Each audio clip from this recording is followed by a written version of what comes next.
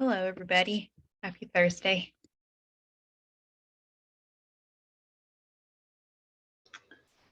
Let's say have a great.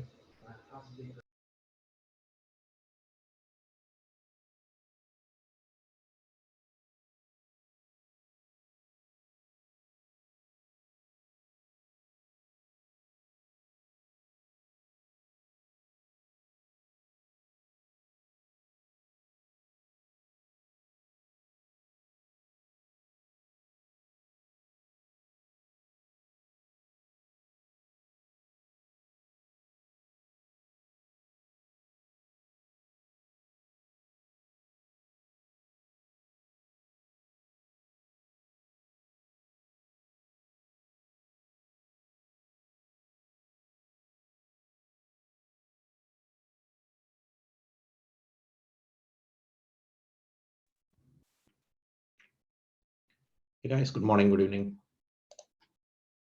Hello. Hi, Lizzie.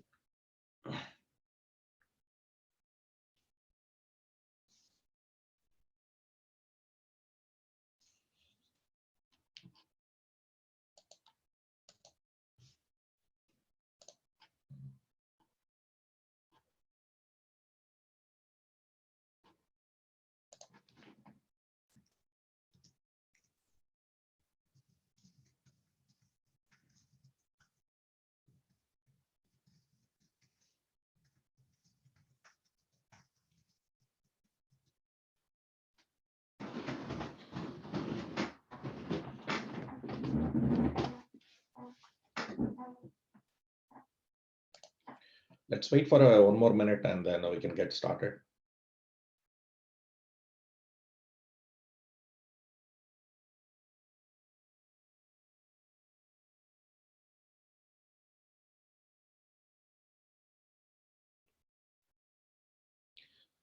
So Lucy, let's go to the roll call. Absolutely. Sorry guys, I'm under weather today. My tone may be a little bit, stretched. Oh, good. Let's see. I'll quickly go through this. Sandeep, Aaron or Errol, Daniel or Mark Alexander, Sandip or Chandra, Eric, Bernard, Oleg. I saw Karen. Hi. Sanju or Ravi, Candon's here, Kathy or Sundar. I'm here, Sundar. Sebastian. I think I just saw Jane. Timo is here. Yep. Eric. Hello. Hi. Sana. Fabrizio. Jean. I saw Hunar or Padma. Honor is here. Ian or Ricardo. Hello. Hello. Or Ben. Yeah, I'm Seshu here, proxy for Ben. Perfect. Thank you.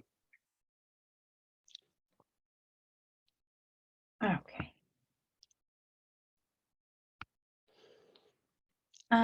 So we skipped by antitrust a minute ago, but the antitrust policy is a policy that we abide by at the Linux Foundation. And if you have any questions about the antitrust policy, open competition, you are welcome to reach out and I can put you in contact with Andrew Updegrove, or you can bring it back to your respective legal counsel. Candon, if it's okay, I'll go through the next two updates as well. Please go ahead. Perfect. So Easy CLA is now installed in the GitHub. Anybody that's tried to commit, I'd probably say within the last week or so, should have run into an Easy CLA bot that makes you sign the CLA and then life is good. If you are having issues with the CLA, I know I've worked with a couple of people so far, please reach out. It's a pretty quick turnaround time to get those issues resolved. And especially if you need help with identifying a CLA manager for your respective organization. If you're signing CCLAs, either via Slack or email, whatever is easier for you, we can pretty quickly get those taken care of. And the second is that I've been working to clean up the wiki, which I can go through. Let me go back. Give me 1 second. So I worked on cleaning up the welcome page for the wiki and adding content in. So the new welcome page with all of your, excuse me, smiling faces. I'm going to start pulling content. There's a little bit of it just kind of distributed around, but particularly trying to beef up some like getting started areas and filling in some of the past events that Nephio has been a part of to make sure that it's all housed in one place. So if anybody has additional suggestions or, you know, edits, adds, inputs, whatever else, please feel free to add them in. And we can go from there. I started particularly in the getting started area. I go to the tree browser. I started putting in some of the proofs of concept pulled from Git. I housed how to join Slack under there and just started pulling some of the really good content that's located in Git for newer users, first-time users, you know, some people who may not be as familiar with some components, that type of thing. I will pause there. Yeah. So thank you, Lucy. I really appreciate for organizing the wiki. So community members, like if you can look at the wiki, and if you have some specific inputs, please let us know, including Lucy, and we can try to organize more. And I think this is coming along very nicely with a lot of information getting pulled in there. Anyone has any question before we move into the next item? Balaji, go ahead, Balaji. Yeah, thanks, Kannan. Hey, thanks, Liz, for doing this. This consolidated calendar, is it, so does it include all the meetings from every? Yes, actually, thank you for, I knew there was something I forgot. So I was able to subscribe to the SIG calendars. So all of the SIG calendars that are in Groups.io, this is, they're all subscribed here as well. So people can kind of, you know, if they're attending, you know, SIG 1, 2, and 3, they can see throughout the week the different meetings and how they fit into agendas. And it looks like you can subscribe to this all as one unit too. I haven't tried it, but that's really nice. Yes. That's awesome. So, Lucy, do you mind putting this link for the community's benefit in the Slack? This particular, yeah, really. Thank you so much. Yeah, this is very helpful. Thank you so much, Lucy. Yeah, of course. Yeah. Right. How did I get here? I'll go back to the SIG updates. There we go. Yeah, let's start with the SIG network. I don't know whether I don't see Kaushik or Sana. Does anybody want to provide updates on SIG network?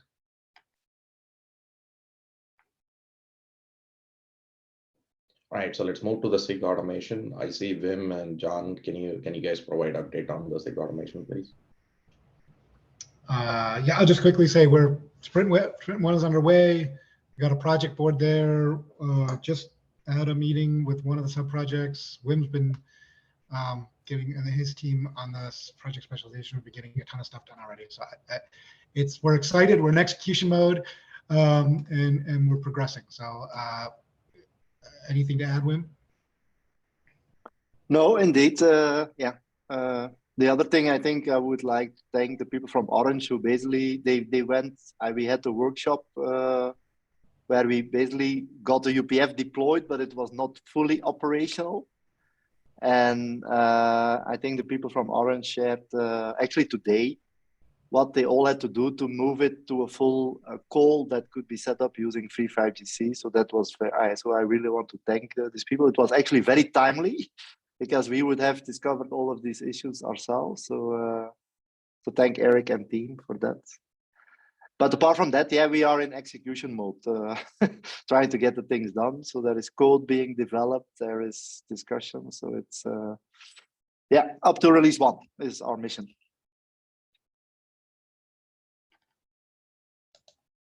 Maybe we can share the board, John, for if people are interested to see what happened. But I don't know. The link is there. If let's see, I'm not sure whether it's useful, but that it goes to the consolidated across all the SIGs.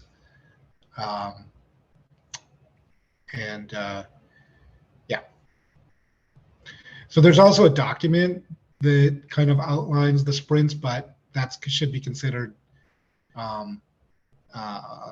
replaced by the boards. The boards are continually updated. The document was just sort of the starting feeder, but basically we laid out, Bala was at 5 sprints, I think 4 sprints, and then a 1 week bug fixing period, and then release of R1 at the end of May. And as I said, I believe in the last TSC, we're considering the date as fixed and the scope as the thing we get to play with. And so far, we're making progress, and the scope I expect will cover at least the first 2 user stories that came out of SIGNet Arch. The 3rd and 4th ones, I'm not so sure. We'll see how we progress.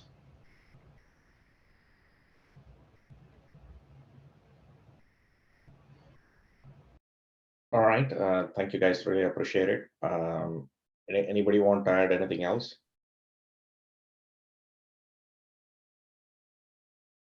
All right, so let's talk about SIG release. Stephen and Tina, are you on the call? I see Stephen, you're on the call. Hello. So pretty much the same thing as SIG automation. We are in execution mode. We are actually using the same project board. So there are volunteers that are taking up the task, and then we are moving along. So execution mode. A shout out to Bala, who's been actually running as a release and project manager so far. It's been going very well. Thank you. Thank you, I appreciate it. All of us as a community. Yeah, thank you. All right, so thank you guys. So let's move into the next agenda item. Stephen is going to talk about the Google seed code that we have contributed a few weeks before. And I think he presented already in the SIG group 1 and SIG group 2. But he just going to run through the details again so that the people who have not heard about the detail, we just want to share that additional detail here. So with that, Stephen, please take it over. Oh, thank you. So as Kandan said, we have the seed actually happened about Sunday last week, not this past Sunday, the Sunday before. So it's been there for almost 2 weeks now. And then last week I've done pretty similar presentations to oops.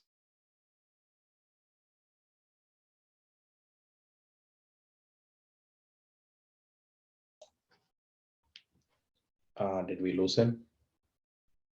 Looks like that. Looks like he has a power outage or something. I think maybe he's just muted. I think, Stephen, did you get, or did we completely lose him? Shoot.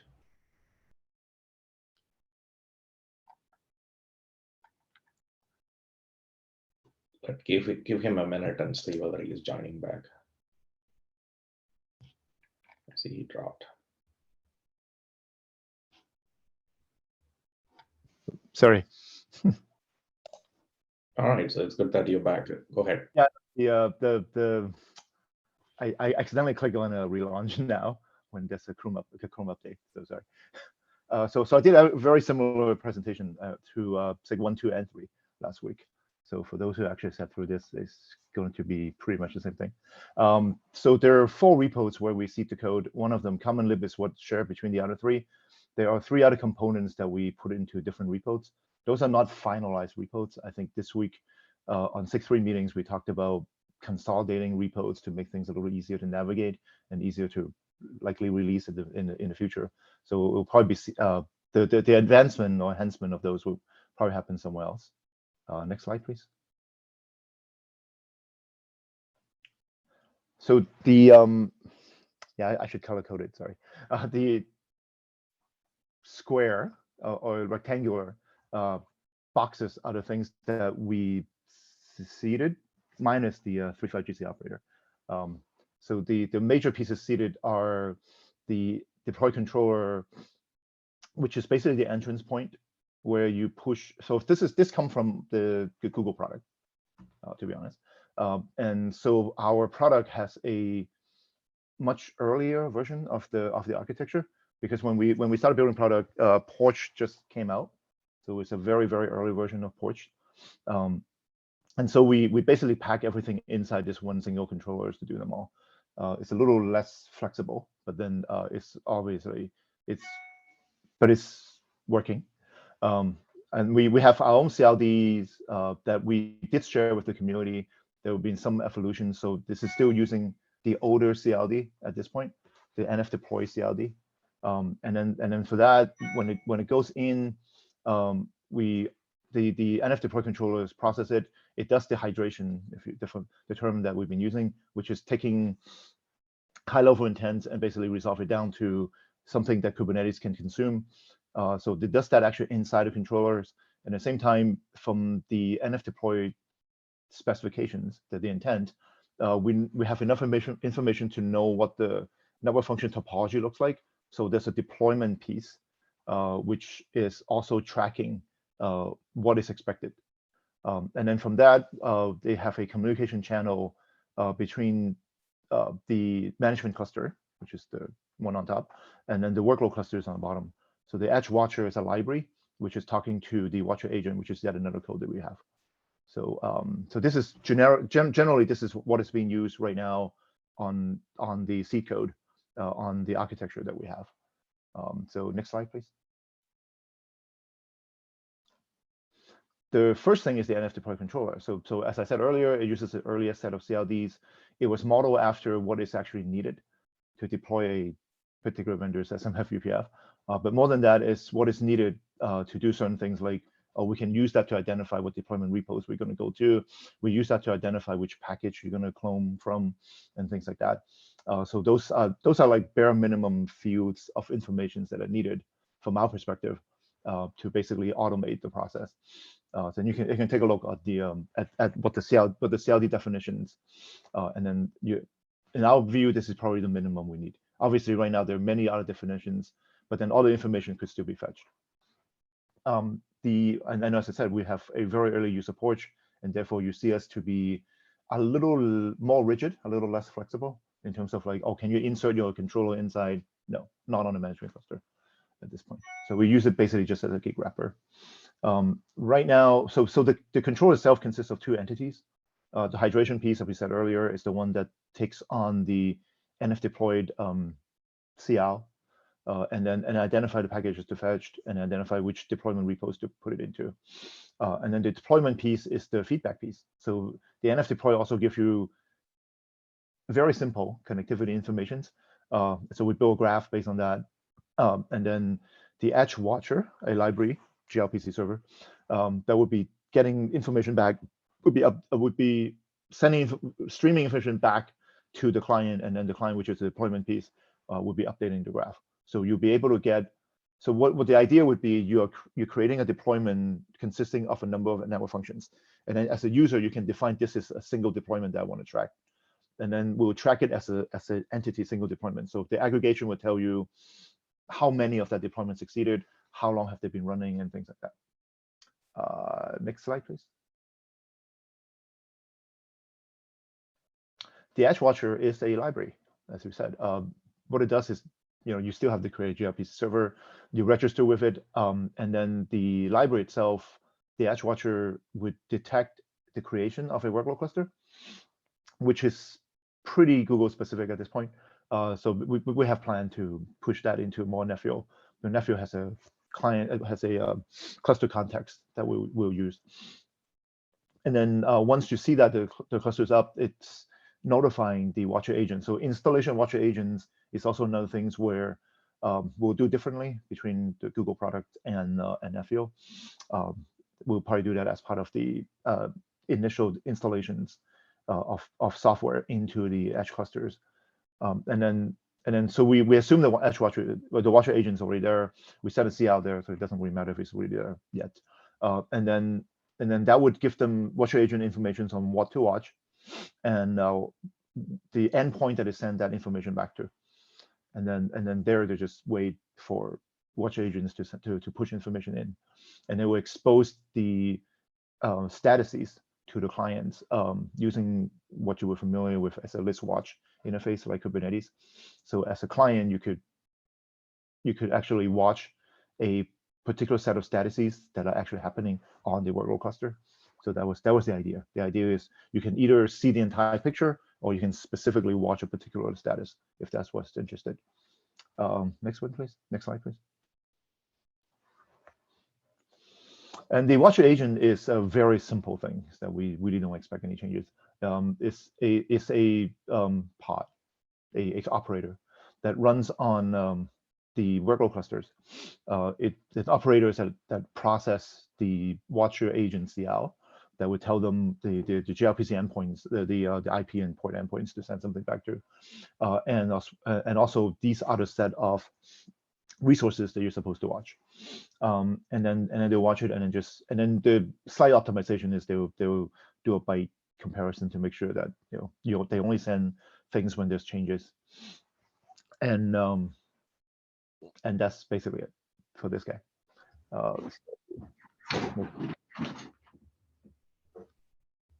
Next slide, please. So we had what we had over there at the seed, and then we're telling you that the seed was being used this way in our product. So for Nephio R1, what we kind of expected to happen is we want to change the NF deploy name, so change the NF topology most likely, and then that CL, which will be evolved from what it has right now into something probably a little more comprehensive and a little more information there, or maybe even more high level. Once it's applied, the NF deploy controller is going to be split into two. The topology controller, which basically drives or initiated the hydration process, and then the edge watcher would also would become a controller itself, and it will take the deployment piece. So it's the one that maintains the graph. So in the future, if you don't like the NF topology as an entrance point, if you're you as a user, and then or you have different abstractions that you want to operate on, the communications to start tracking statuses can still be NF topology, but then you can kind of replace the topology controller if you want to become a different entrance thing. If you want something high abstraction and things like that, you can do that and create your own controllers to basically process this. But it is, at the very least, can serve as a sample of how you actually start moving the hydration process along.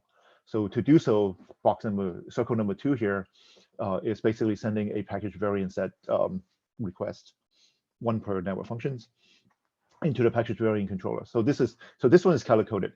The color code blue ones are things that will be seed plus some modifications and enhancements. The green, not exactly rectangular boxes, are things that are from Google external, but from Porch mainly.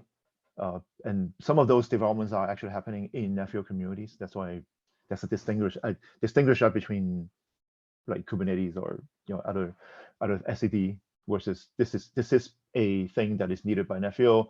It's also actively under development. And then so box number 3, once they get that information, it will create package variant CLs, custom resources. Then the package variant controllers will take that and start fanning out. That information is also, so fan out, what is fan out? Fan out is when you take a catalogs. A catalog would contain some pre-popular packages, and then the fan out would be taking the request from the users, and then basically pushes all the replications of the packages, one per each instances, basically in this case, and then those would actually go through a bunch of variants and injections of values. those are CAP functions. They were being listed as part of the CAP package when you clone it, or you have injectors that you are asking the variant controllers to invoke. So those would be developed as a little box here. They're running in that context, but then they will be invoked by the package variant controllers, and most of them are expected to be developed by Nephio community. But so the final happens, you have a bunch of these packages in the deployment repos on the draft branches, so it won't be pushed down to the workload cluster yet. And then at that point, external controllers who are watching those conditions would be act on those conditions and trying to give you more information to insert. So once those are available, the injector injects them into those cloned packages. And at some point, a human comes in and say that I approve, and then they get pushed down to the config sync, pushed down into deployment repo main branch, which way config sync would take it and reconcile and push all the associated resources into the workload clusters. And for us particularly, there is a XXX deployment, subtotal network functions, deployment related things, which would trigger the free5GC operators, which is being developed by Nephio community. And then the one thing we'll do is launch free5GC network functions in the workload clusters. And at that point, the watcher agent noticed that these resources are becoming available. It would then be watching and monitoring the statuses and send it back to the edge watcher. And then at that point, the client would be able to expose that as a status, so you can do a kube control describe and see what the aggregated statuses are for this deployment. Next slide, please. And that's it. Any questions?